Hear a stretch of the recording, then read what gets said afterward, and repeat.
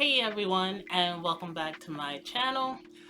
So recently I have decided to just scroll through some of the comments on my latest videos, and I came across a bunch of questions, and I figured instead of going to each comment and answering them one by one, I figured I'd just do a video and answer them all here so that everybody can come to one place to get the answers to the questions that they asked. So today's video is all about Q&A with me. So before we get into these questions, I wanted to thank everyone who has showed me such support so far.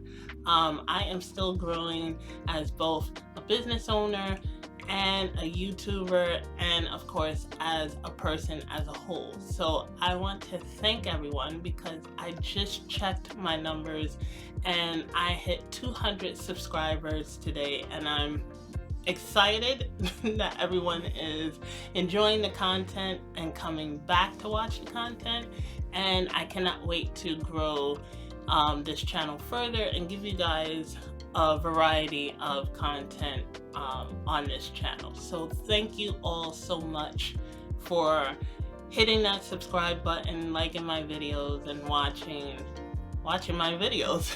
I truly appreciate it. Alright, so let's get into some of these questions. I wrote them down on my tablet here, and there are about 12 questions that I found in the comments, and I figured I might as well go ahead and answer them. It's never too early to do a Q&A video in your journey, so this is my first Q&A video. So let's get to the first question. Alright, so the first question I found was, how much inventory did you have when you launched your Etsy? Okay, so when I first launched my Etsy shop, that was last year, in November of last year, and because I live in a small 2-bedroom apartment, I really can't carry a lot of inventory in my apartment because we're still struggling to find space and storage for our everyday stuff that we use.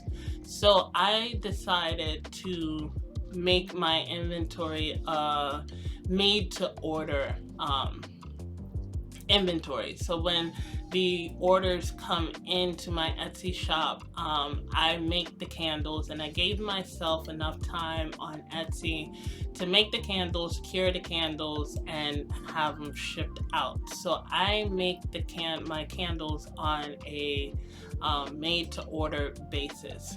I do have a small inventory, so when I first started, I started with 3 candles each. So I have 6 scented candles. I have 6 scented candles, and I made 3 of each for my 8 ounces and for my 4 ounces. I don't think the wax melts were on the website when I first started. I just wanted to focus on the candles.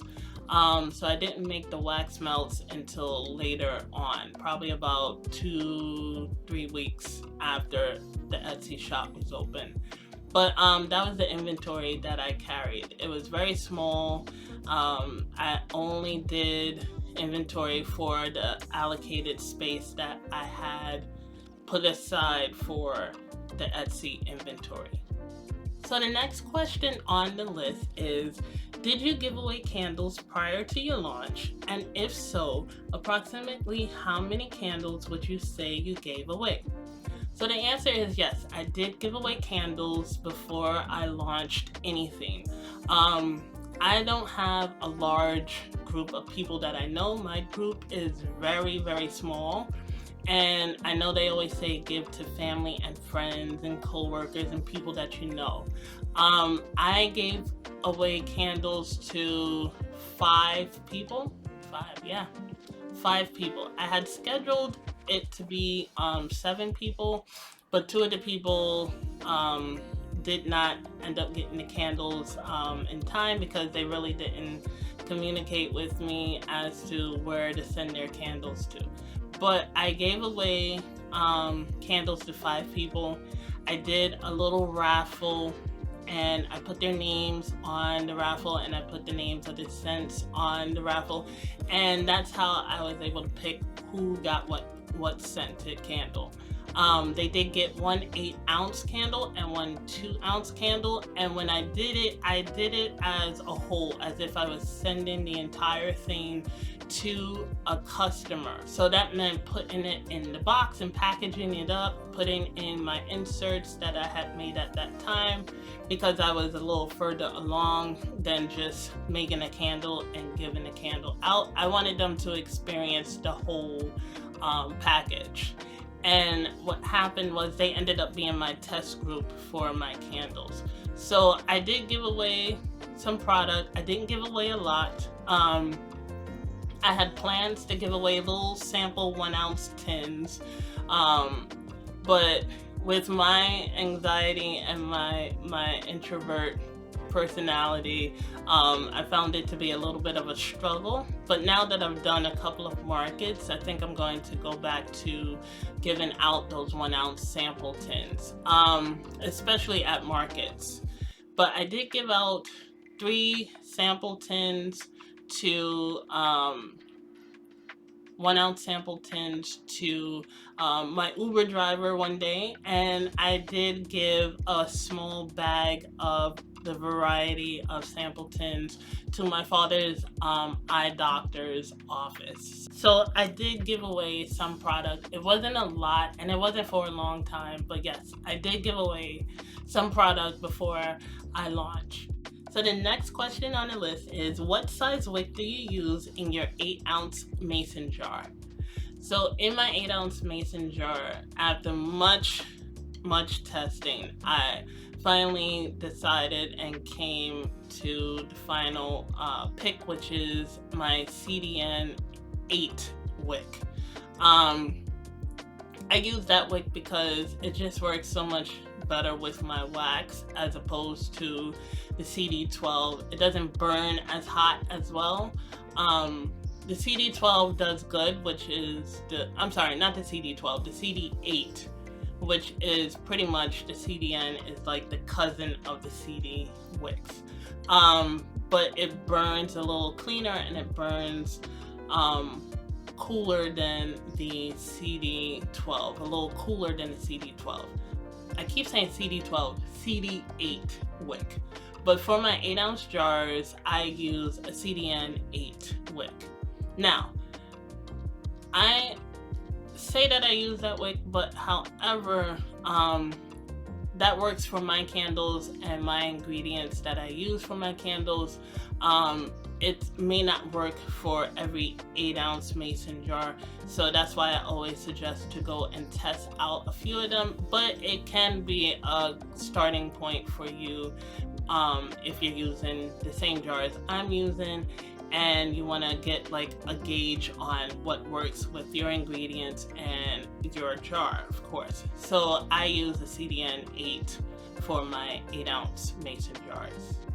So this next question, it was commented after my first market, but the person put, how much inventory are you taking to your first market, and are you taking wax melts? So for my first market, I made the mistake of taking the majority of my inventory. I took 70 wax melts, which was insane. And yes, I did take wax melts. I took 70 wax melts, and I took 6 of each 8-ounce candle, and I took 10 to 12 of each of my 4-ounce candles.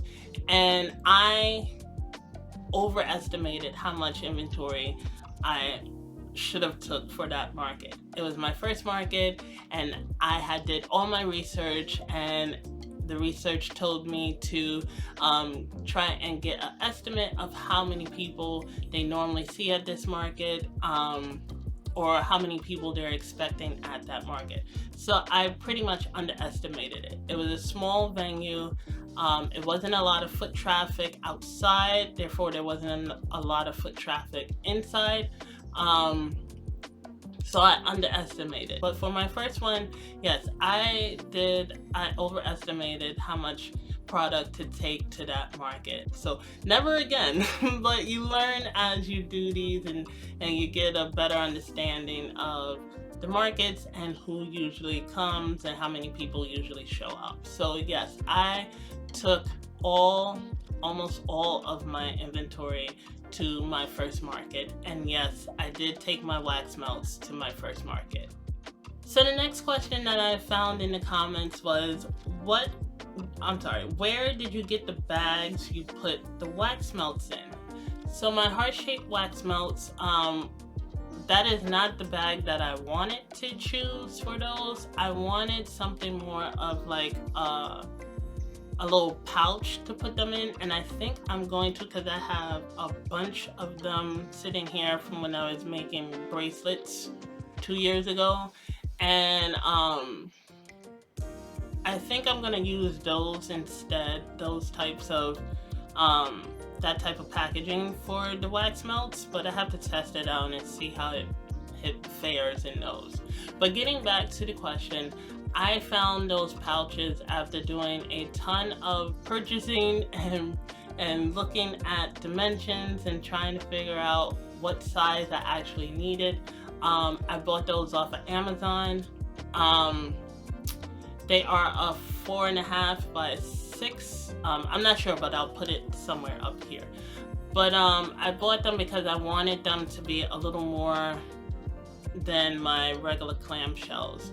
So they come 12 in a pack, and yeah, I didn't need anything like any outrageous colors. I wanted it all to stay on brand, so that's why I chose the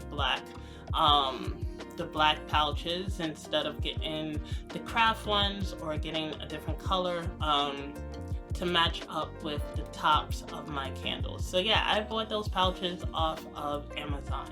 So the next question on the list is, what size stamper did you order? Now they're referring to my stamps that I put on my that I have on my brown paper bags for my markets.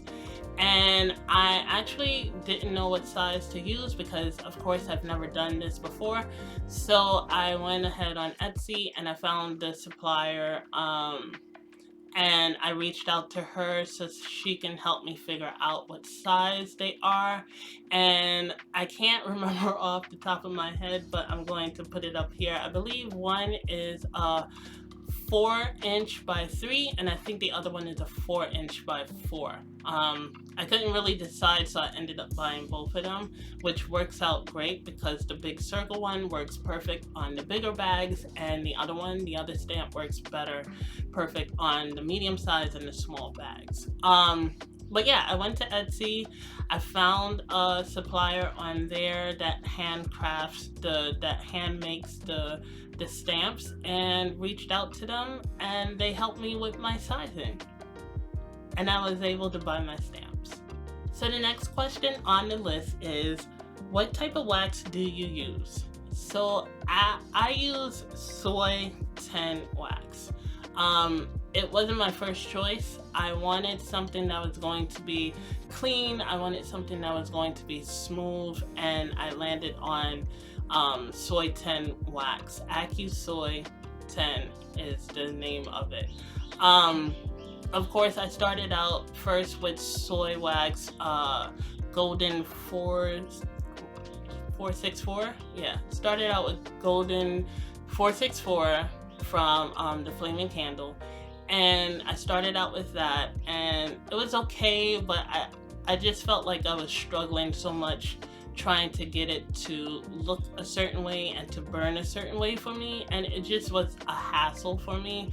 I can never get the temperatures right for pouring, and outside of that it worked well as far as burning goes, but as far as pouring my candles, it was just a whole mess. But yes, I use soy 10 wax. So the next question on the list is, how did you make that intro? Is so aesthetic?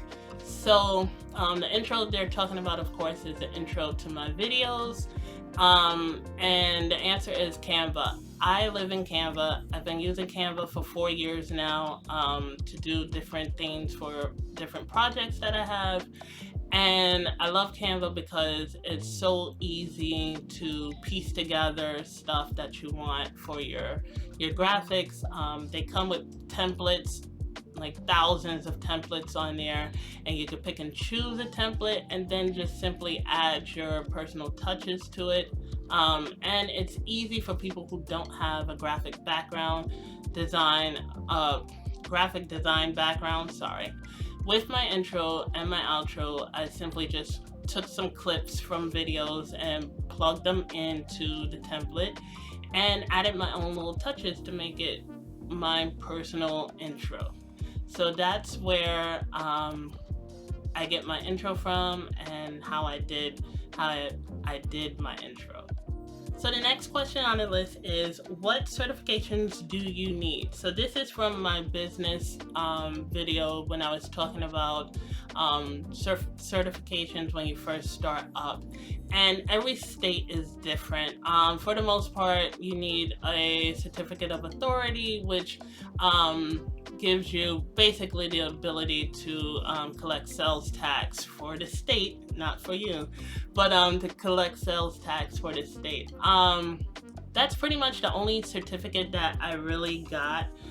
I did get a temporary vendor's license permit because you need it here for street fairs, to do street fairs here in the city.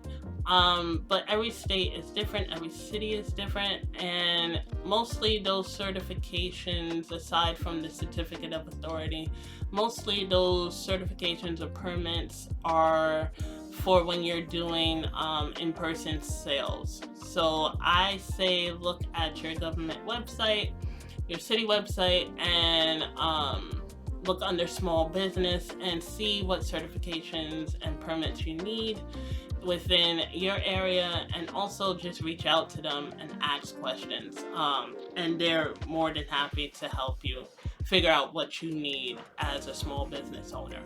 So the next question on the list is, where do you get your wick centering tools? And I have to thank the owner of Black Tie Barn, Wade, who does videos here on YouTube, and he has pretty much promoted the hell out of this company. I get my wick centering tools from Norden Candle. They are a small business as well, and they custom make these centering tools.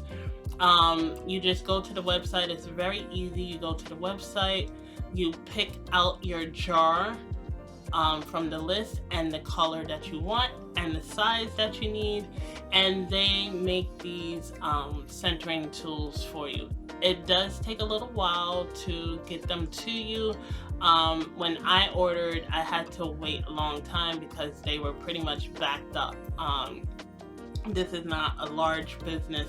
It is a small business like we are, so they are taking in orders and trying their best to fulfill them as quickly as possible. But once you get them, they are amazing, especially for somebody like me whose nerves are not the best when it comes to steadiness and who has carpal tunnel in both hands.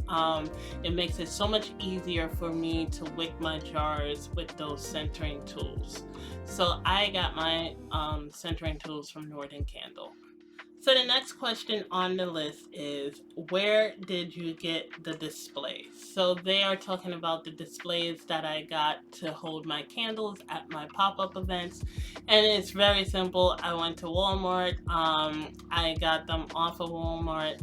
They are the simplest things that I can afford right now until I make a little more money and able to buy better displays, but they do very well so far at the 2 pop-ups that I've had. It's pretty simple to put together, pretty straightforward. So yeah, I got my displays from Walmart. And then the final question that I found in the comments was, do you do your own labels? And the answer is yes. I do my own labels. Actually, I had my sister help me with the aesthetic of my labels, so I didn't want to go with the standard white labels with black lettering or the clear transparent labels. While they look wonderful and I love them. I wanted it to be a little more different, so I went with the brand colors of my business, and I gave her the idea of I want something to like an abstract type pattern on it, and she went and she created the pattern for me. I put in the color, of course, and the wording, and I was able to make everything in, once again, Canva.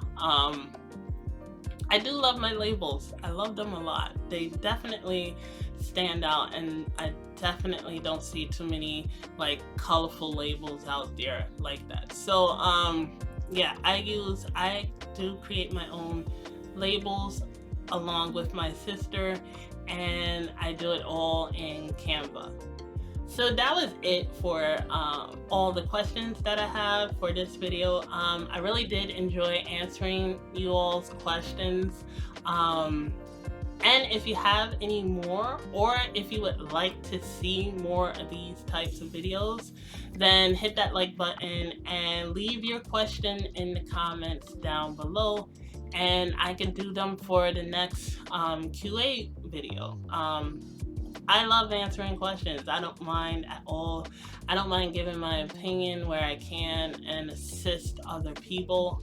I'm still learning, but I've learned a lot so far from when I first started up until now. And of course, it's always a learning process. But yeah, that was it for today's video. I hope you all enjoyed it. Hit that subscribe button so that you could be notified for when the next new video comes out. And like I said, if you like this video, then hit that like button. And don't forget to also follow me on Instagram, where you can follow Lanacia Candles and The Silent Torch. Both links are in the description down below. And also, my Etsy shop is also in the description down below. But yeah, this was fun. I really enjoyed this. So I hope you all enjoyed the rest of your week. And don't forget to show yourself a little more appreciation. So until next time, this is Tammy saying, take care, everyone.